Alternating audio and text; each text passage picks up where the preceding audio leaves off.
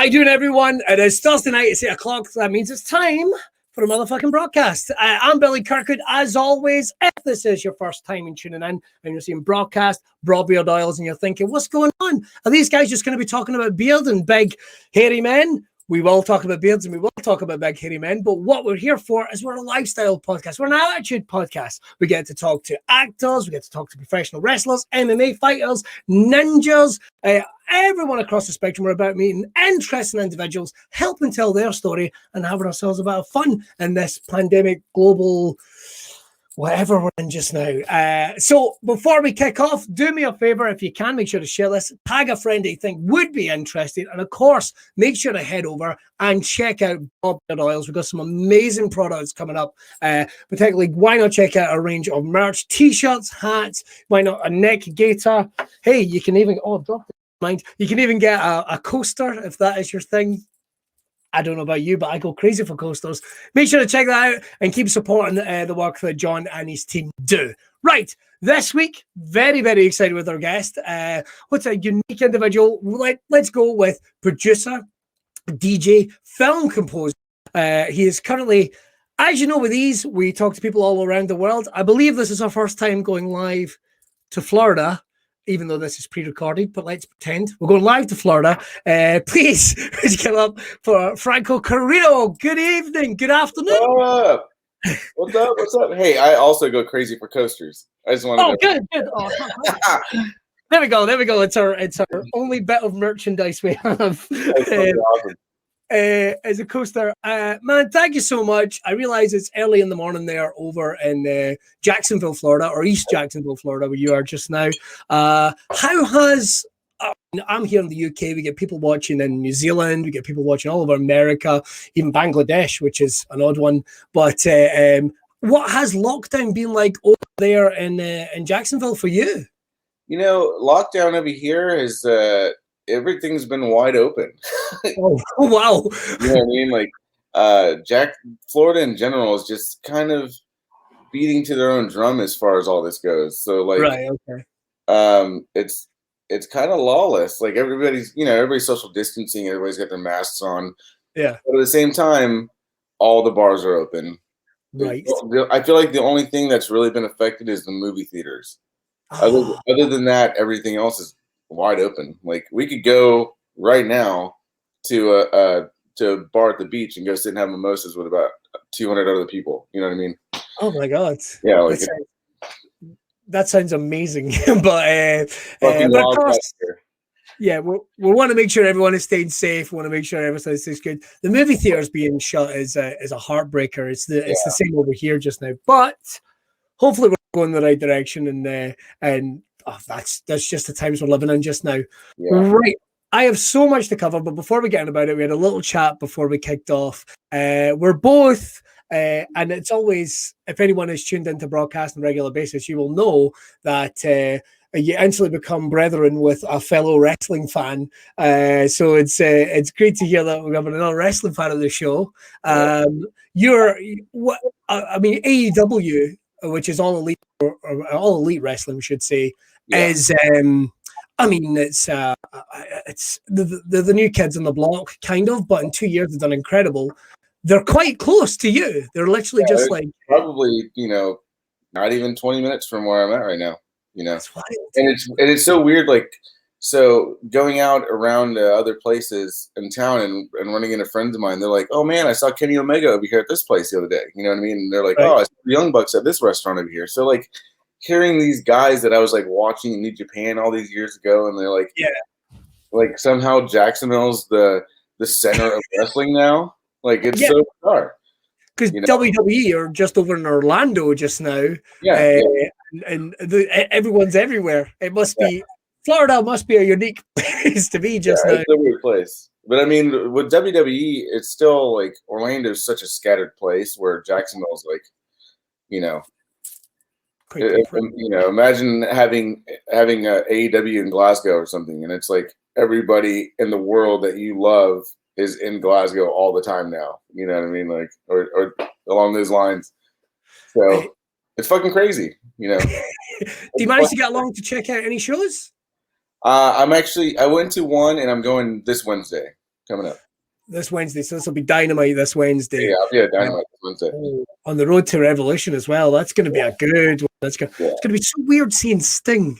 It's going to be so weird seeing Sting wrestling. I went to Universal Studios a few years ago and went and checked out a TV taping of TNA when they had it there.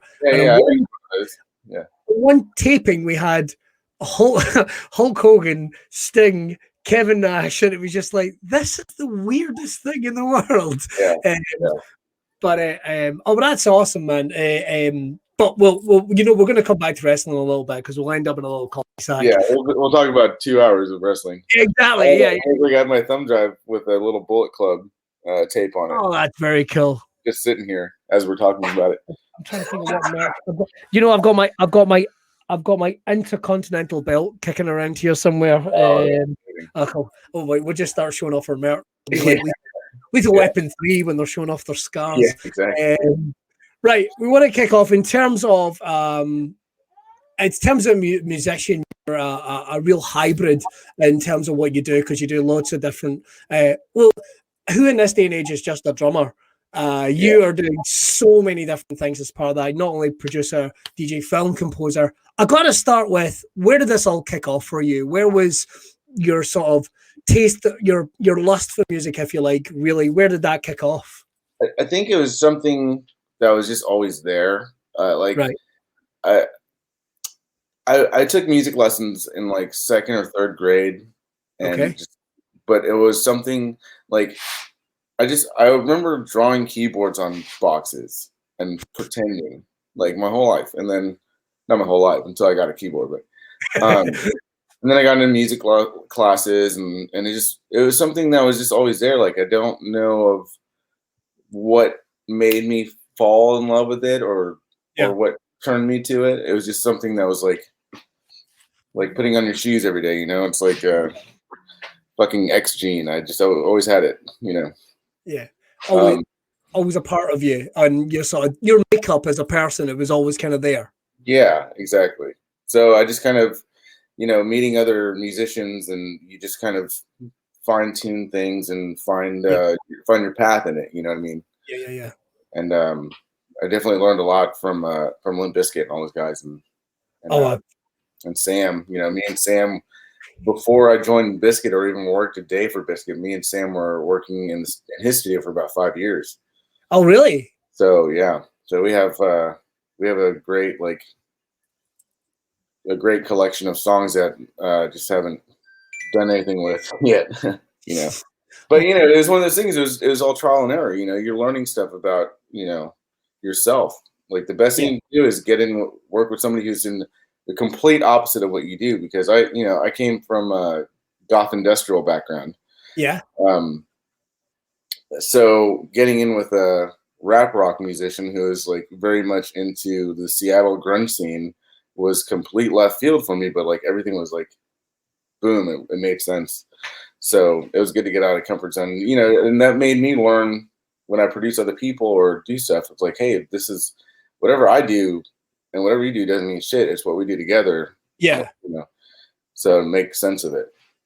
So in terms of taking interest in other genres that or subgenres, if you like, within music, what would you say before you started collaborating with the likes of Sam and Limp Bizkit or whatever? What do you think was your kind of genre that you were into, in terms of what was the style of music that you were into before you started learning and sort of dipping in those other pools? So I loved the Prodigy. Like, right. I loved the Prodigy. Cool. And like I really got into drum and bass before like when I was younger. So basically I went somewhere and saw the Prodigy play, and Ronnie Size was the opener, and I was like, what is this? You know what I mean? And just, it was just I was like, drum and bass is amazing. And so that was something I like found on my own, and then went down that rabbit hole. And I remember I started producing a lot of drum and bass, and I remember playing it. I won't name any names, but I remember playing it for somebody, and they're like, you'll never make any money do drum and bass, like do hip hop or do this other thing. And then not 6 months later, Pendulum came out. And I was like, fuck you. Like, I knew I was on to something. So see, see at that point when someone's going, you're never going to make any money doing drum and bass, were you like, and I guess this is advice for anyone watching, but were you feel, I've got to be true to myself, what I want to do as a musician, as a producer, I'm taking my shot. I'm taking my shot rather than take the advice.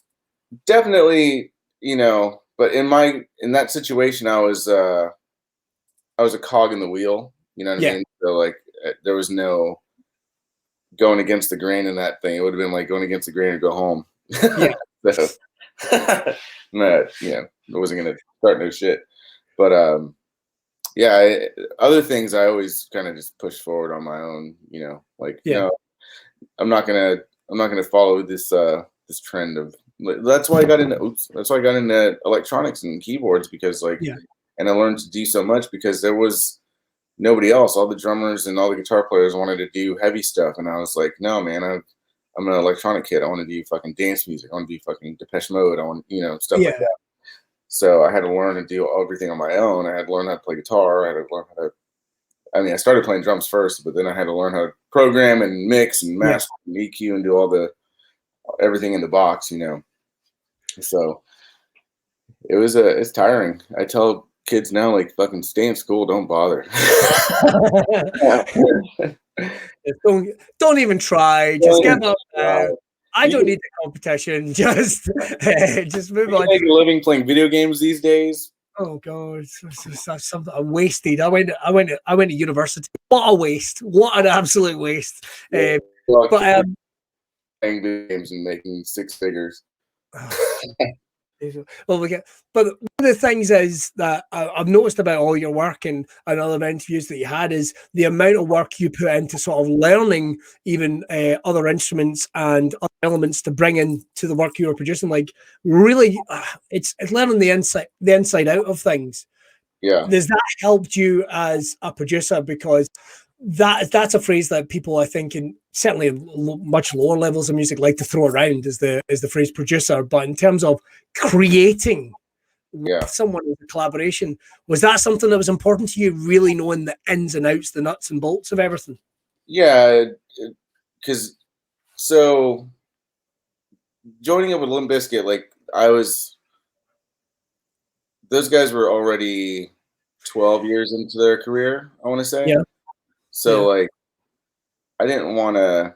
You can't sound like an asshole and not know what you're talking about. You know what I mean? These guys sold 40, 50 million records. So like, so you got to learn your shit. You know, it's just like any jazz musician. You can walk into a jazz session, and if the guy's not on beat, and you can't hang. So it's just one of those things. You gotta learn everything to be able to keep up with everything.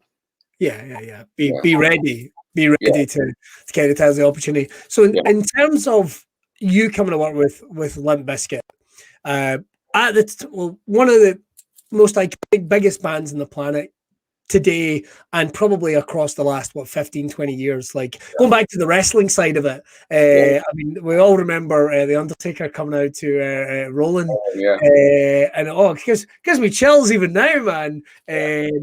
Was knowing the rep they had at the time for being as big as they were, even on that ascent to the status they're at now, was that intimidating for you anyway, or did you find it as a challenge?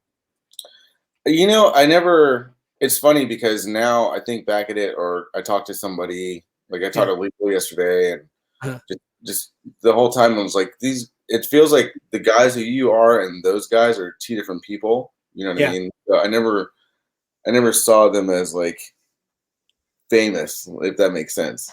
No, yeah. But like it was like those guys were avatars of a different time, with the red hat, and Wes is up, right? The makeup he was doing after Chocolate Starfish is so intricate, and so it felt like just different dudes. Like I didn't know those guys, I knew these guys, Yeah. I never really got intimidated, and they really made me feel comfortable and welcomed me in too. So it was very easy, So in terms of developing the work that you wanted to do with them, and even with the other people you're working with, of course, what was some of the early discussions of what you guys wanted to do? Because again, it's another evolution in their sound with bringing you involved. Right. What was it you were looking to do with them, or them with you, I should say? It was. I remember having talks with Fred about that, and he's like, anything you contribute, and just make it your own. Don't make it the same thing. Don't try and do what Lethal did. Don't try and do what anybody else did.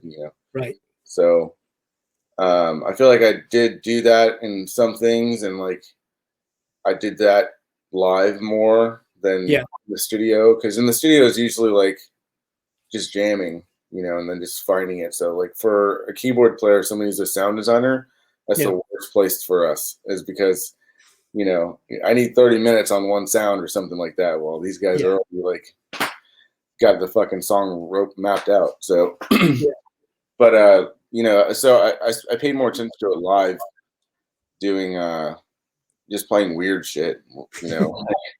I played the first couple shows. I basically played what Lethal would play, and then after that, I was like, after having talks with Fred a couple times, he's like, make it your own and do like this, and I was like, oh, okay. So, and I'm more of a Lethal's a turntablist, and I was more of a like EM DJ. So I was like, how can I integrate that style into Limp Bizkit versus being a turntablist? So I'm horrible at scratching. I'll tell the world right now. But so a lot of the scratching I did live, it was stuff that I did in the studio, and I put on sample pads because I didn't want everybody to be like, well, the scratching was better last night than it was tonight, or or have that comparison. So I was like, I can make this the same show every night on my end. The only thing that's different is gonna be the interludes. So and I brought a lot of smarter technology to Limp Bizkit. Lethal's rigs were 2,500 pounds each. He had two rigs. Right. He had the one that faced the crowd and then the one that faced John. Right. I took everything and condensed it into a backpack. What? Yes. Yes. So, well, I was going to ask about that actually, in terms of a couple of things really.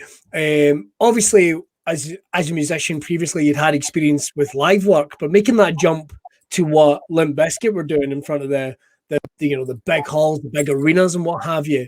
How did you find that transition from going on the road with a band like Limp Bizkit to the stuff you'd done previously? First couple shows were a heart attack. Oh, really?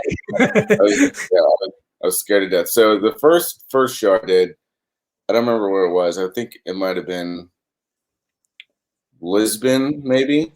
So I was behind the curtain. I didn't play on the stage. They just had me play off, like a Slipknot situation, just play it off to the side. And then they decided, they're like, fuck that sucks. Put them on stage the next night. And I was like, oh, fuck. So the next one was that Rottnest Bow show, 2012. And then the next show after that was Brixton Academy.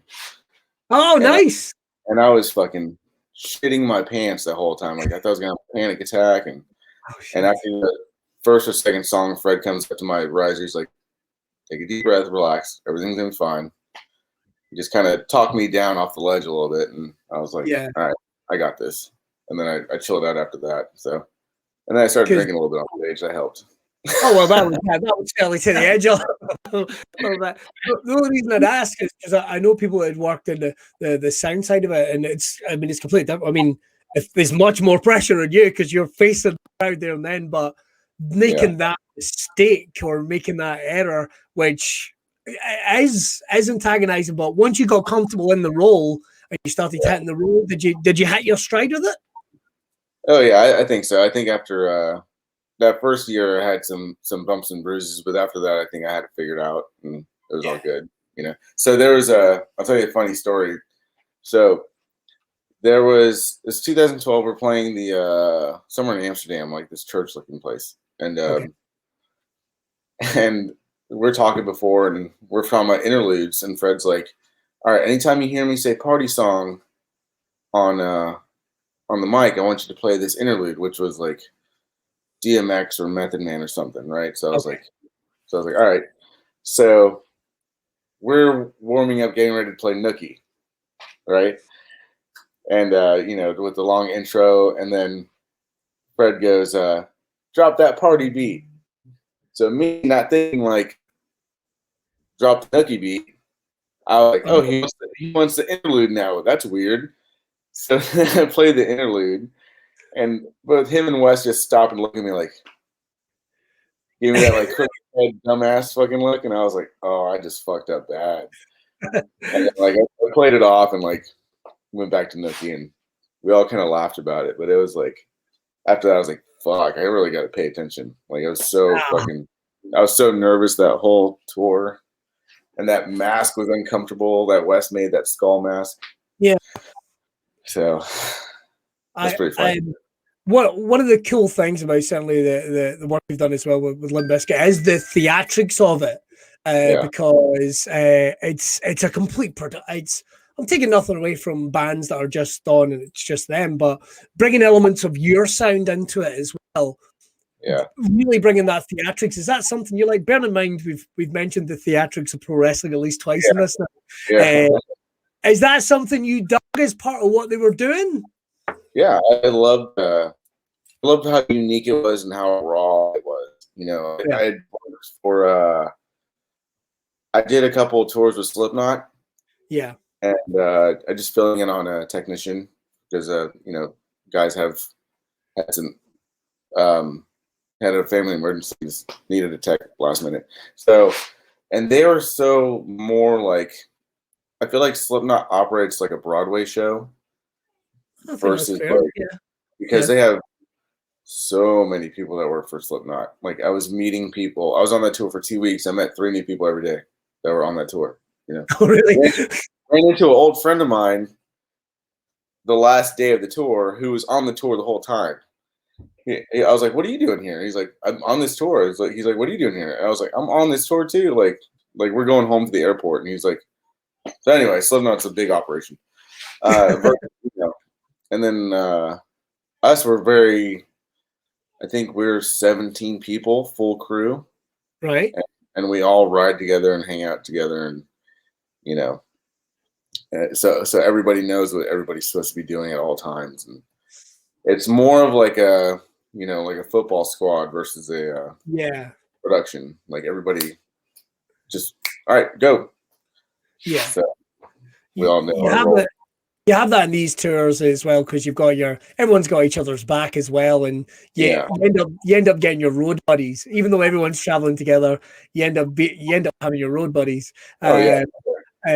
One thing I could say about Slipknot is I actually did a tour with ICW, and again, this isn't me then giving up, but we did we might have even been at the Brixton Academy.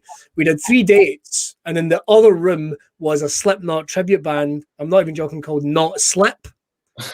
Like it's not even clever. It's not even clever as a tribute name. It's not even clever. But I kept calling they're not fans of mine because I'd ended up calling them. I think it was Cockslip 3 days in the trot, and they did not find it funny at all, man. They did not find. They had no sense of humor about it, and I was like, well, I'll just report you to Slipknot, and you can see if you're actually paying your royalties. So if those guys are watching, shall we get Corey's number? But this is the one thing in terms about bringing the theatrics, and the reason I bring that on is because obviously I've seen you do work as a film composer, which is going in a completely different. I mean, in terms of what you do live, it's all about the sensory aspect of it, how people feel and respond to the music. But putting that to images beyond what people are seeing on stage, what made you want to take that transition? Was it a natural progression for you, or was it something you'd always wanted to do? It's something I always wanted to do. It was one of those like challenge things. It was like a can I do it? You know? Yeah. It was like, do I have the, do I have enough in here to string apart a fucking movie? You know? Yeah. And it worked out. It was such a great experience, and it was something I never. There's a whole other side of that I never touched before. You know what I mean? Like, going back and forth with other people on the songs, like, oh, well, it needs to be this long, and we need to. This is what the scene's about. You know, it's like, okay, so I gotta make it like that, and and it's kind of a thriller movie, so like, I don't listen anytime my phone's on shuffle in the car and any of the songs come on, like I get real like stressed out because I think about the movie and like So it's like they're just really stressful songs. If you listen to them by himself, you're like this sucks. Something's gonna fucking go on right now. You know? It was fun. Are you? I mean, I've heard you say all along about adapting and sort of realigning your work as you're going. Are you your own biggest critic? Would you say? Oh yeah, Yeah. yeah. But I used to be really bad about and very critical about stuff. Like I would hear, like, instead of having the angel and the devil on your shoulder, like I would have Sam and Fred on the shoulder.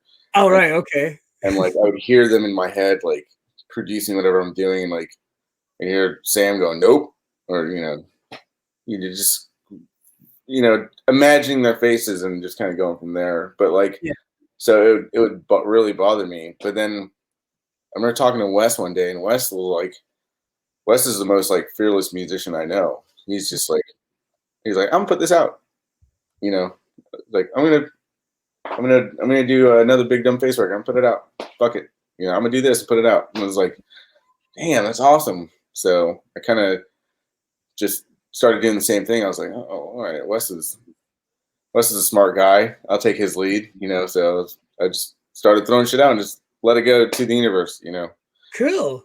So it made you more fearless about the work you wanted to do yourself. Yeah. So I got less stuck on it, Yeah.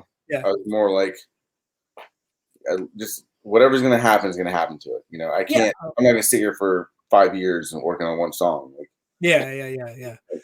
That's absolutely gonna put it out. So even though there's plenty of people that do that, and there's nothing wrong with that, but even in the time that you've been involved, technology has sped up, and this is before I even talk about the internet. Even just you spoke about it earlier about the giant setup that Lethal had, but then you brought it all down to a pack. But it's also given a lot of freedoms for the likes like yourself.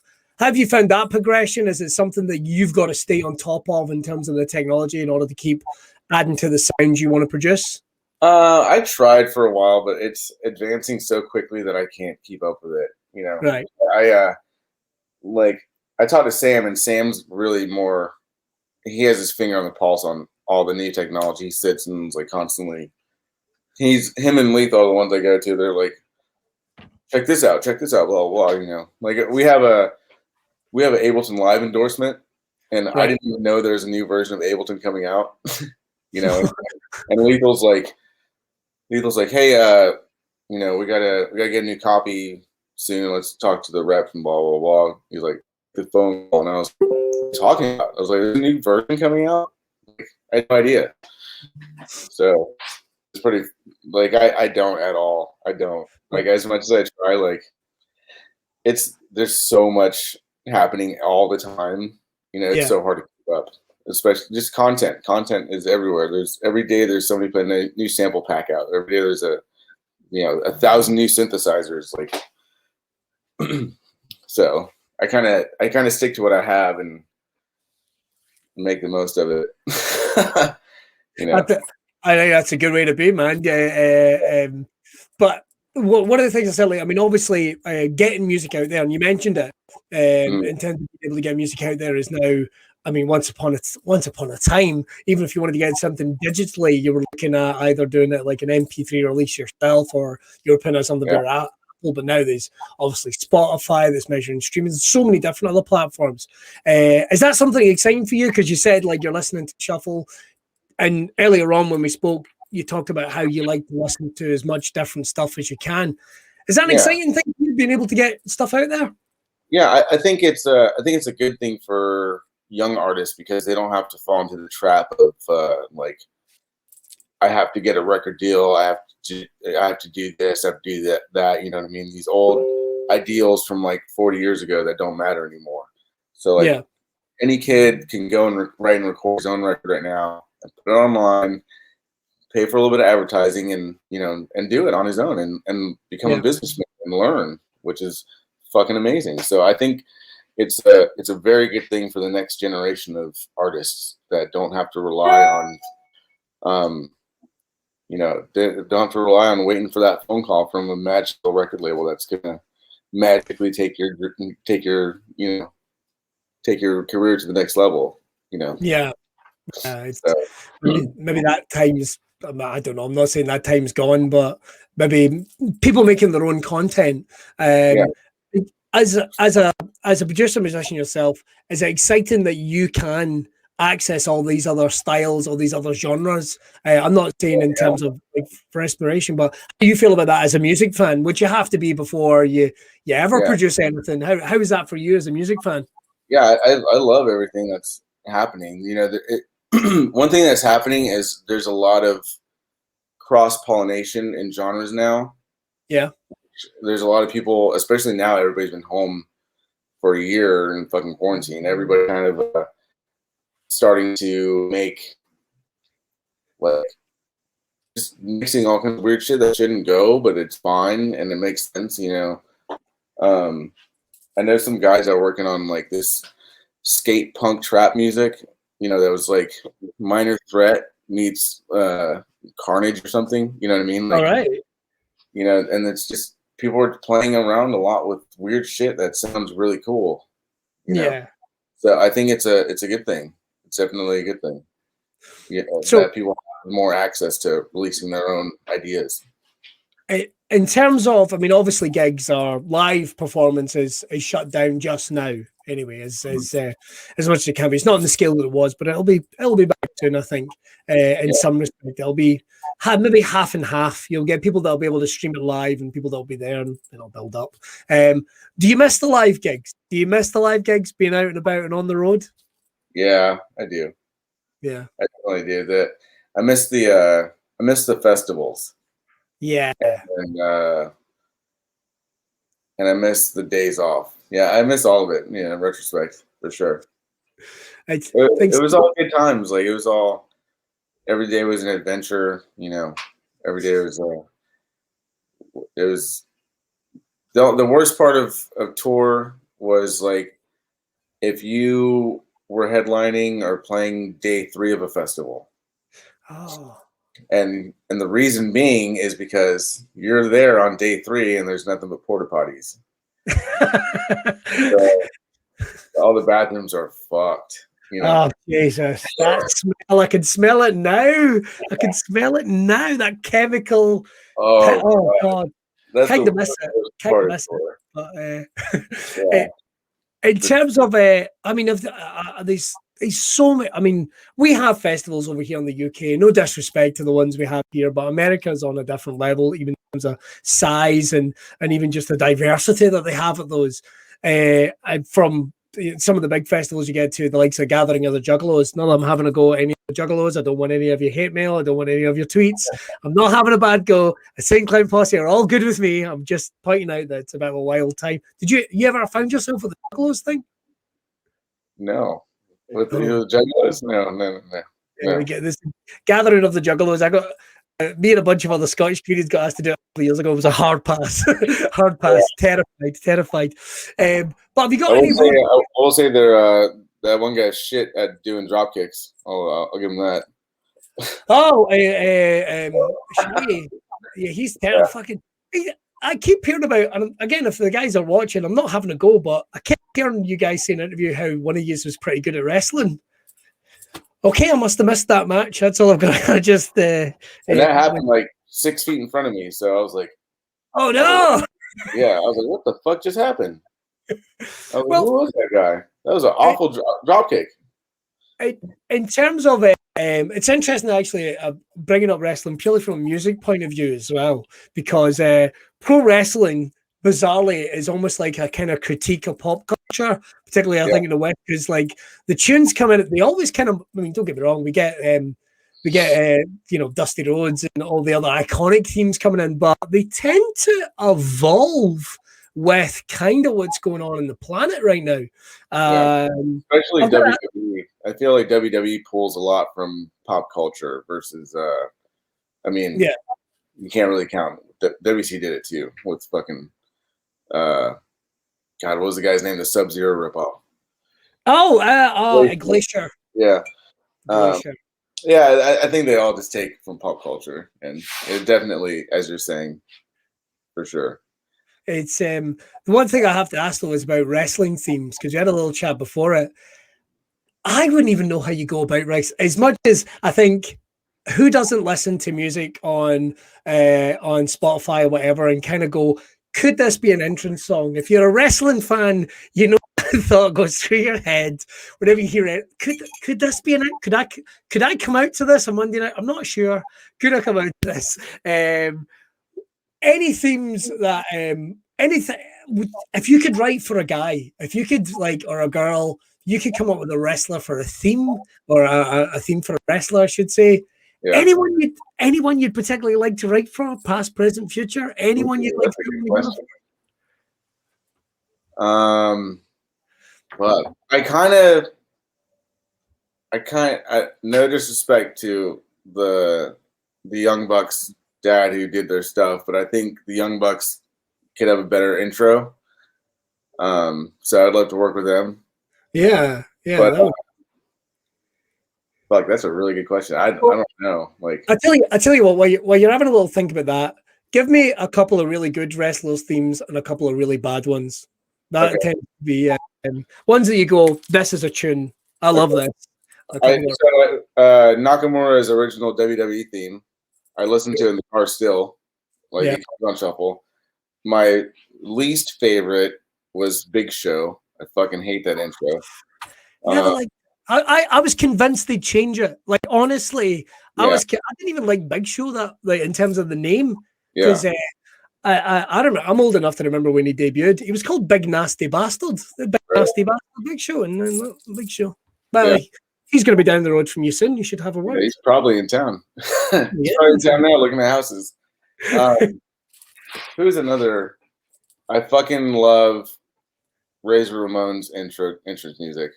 Very cool. The car crash with that was always classic. Yeah. Who's another bad one?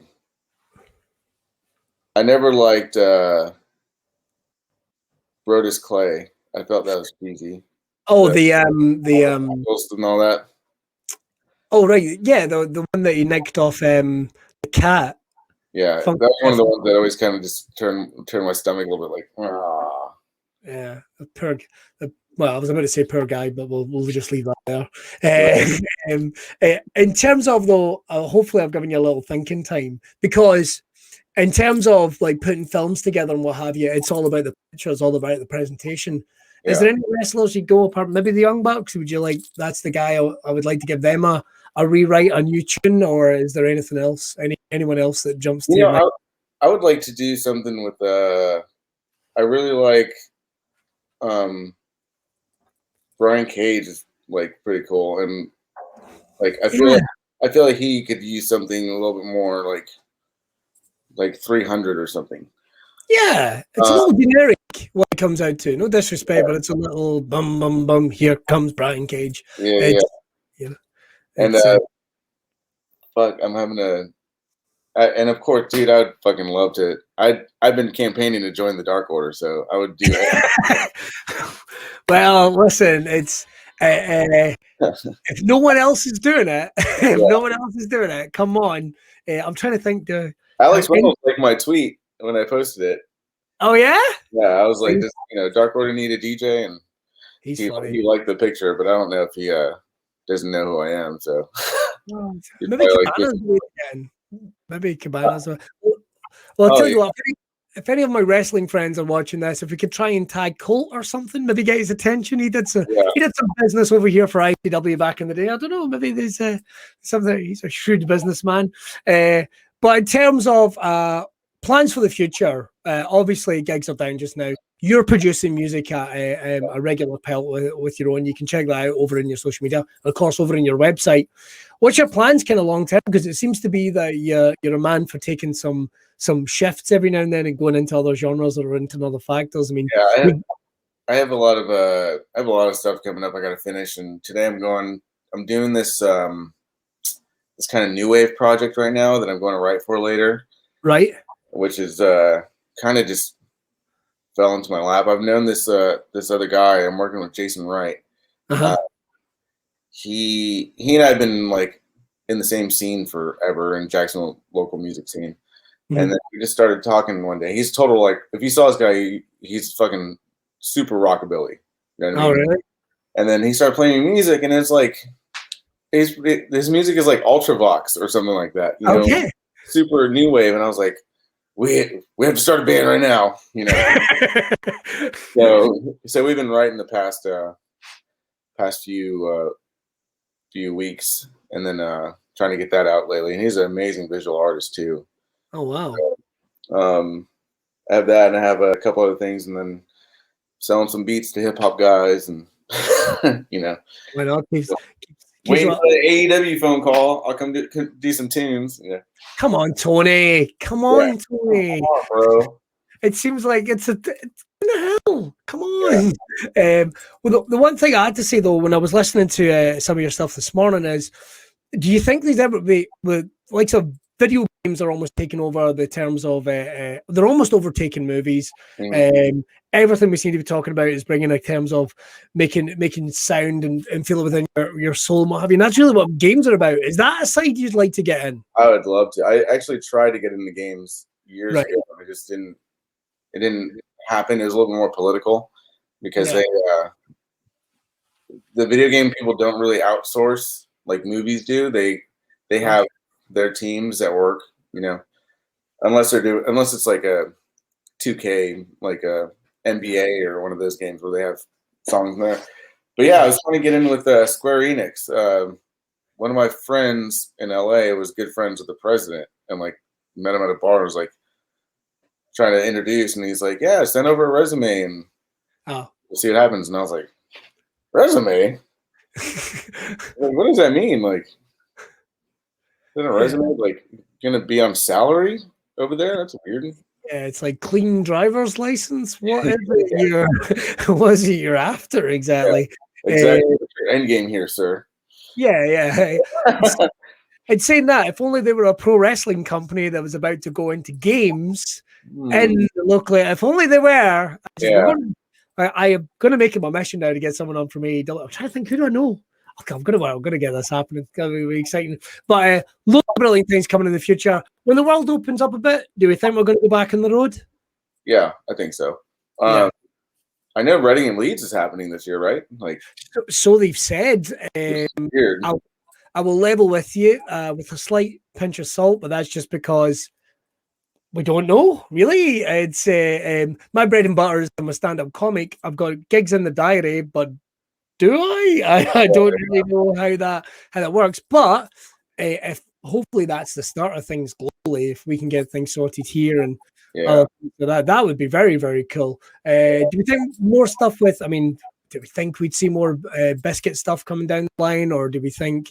I know they have a lot of stuff in the books like lined up, but everybody's just on the holding pattern right now. That's it.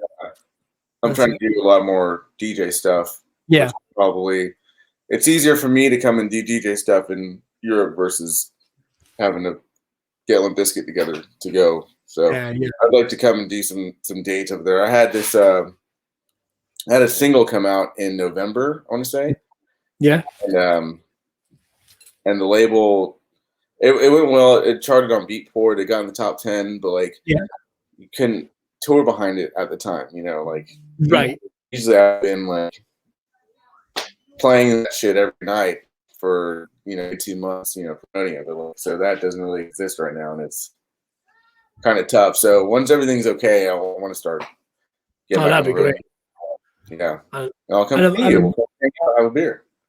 Let's do it, man. Let's do. You come to Scotland.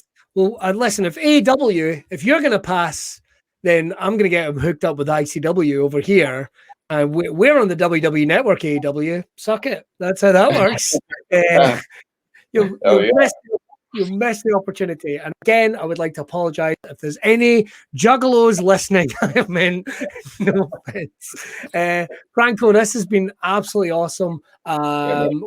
Couple of last things just quickly. There is people at home who are trying to get into the industry. Obviously, everything is closed up just now. Any advice you would give to anyone that is looking to produce their music in through a similar path like you? Any advice you would give to any young musicians, especially that are sitting at home right now? Just practice. practice and make sure you you know what you're talking about, because the worst thing you could do is go to a studio with somebody else and not know any of the terminology and not be able to not be able to do what you say you do, you know, like if somebody says, "Oh, you're a DJ, well, come in here and do this," and you know, and you can't do it, and it makes you look like an asshole, and then you're done. So just practice and make sure your craft is how you want it, and it's what you feel and what you hear in your head out on the computer. Like make sure it's what you got. Yeah. Lethal told me this a long time ago. He said, this is a Lethal quote. He said, "Never sacrifice the integrity of your beat." That was cool. I was like, fucking deep for that guy. Well, I was about to say, man, that sounds like a fucking tattoo. Yeah. I love that. And what's the best place if people want to connect with you or source your music or get to hear a bit more of the back catalog? What's the best place for people to connect with yourself? My Twitter or my Instagram. My Instagram is Franko Carino Music. We'll put a tag somewhere on this somewhere. We sound good. So that's the best thing. And then I have all my stuff's on Apple Music and Spotify and YouTube. Really? You know, so it's everywhere. And so that's the place to hear anything. If you have any weird requests, you can always just email me directly on Twitter or something. I have people email me asking me about interludes and stuff all the time, and I just send them MP3s. Like, here you go, buddy. You know, because a lot of the stuff is unreleased. So, like, some of those Bizkit remixes I did were unreleased. So if anybody wants it, I'll just fucking email it to you. That sounds extremely cool. Well, hopefully we're going to see you very soon on Being the Elite as well. So we'll try and get that hooked up. I'll tell you what I'll do, Franko. I will put you just very quickly back in the green room, and I'll wrap up everything here on broadcast. Everyone, give it up for our amazing guest. Cheers, man. Right, well, that's all we got time. We bring only the best guests here on broadcast. Don't forget to check out everything that Franko Carino's doing over at his website. We will put the links and all the tags on here. You can check out his work as well on Apple and, of course, on Spotify as well. That's all we got time for. We've got more amazing guests coming up very soon. We've still got that BDSM ninja coming. I'm not even making that up. A BDS ninja coming up, more stars from the world of pro wrestling, and more beard models, tattoos. Hey, you give a request, we will get someone on the show. We'll do our very best. Right, and don't forget, check out everything that's going on over at Braw Beard Oils. Why not buy something to get your beard looking silky smooth? I haven't put anything on this one. Your beard looking silky smooth, or indeed get yourself some merch, some amazing stuff over there just now. John's producing all the best. And don't forget, bam, bam, bam, boom, get a free coaster, a free broadcast coaster. He's going to get mad that I'm taking the piss, but I'm not. I'm genuinely buzzing that the show's on a coaster. That's all time for broadcast. I've been Billy Kirkwood. Don't forget to check out Monday Night Improv, and I will see you very, very soon. Cheers!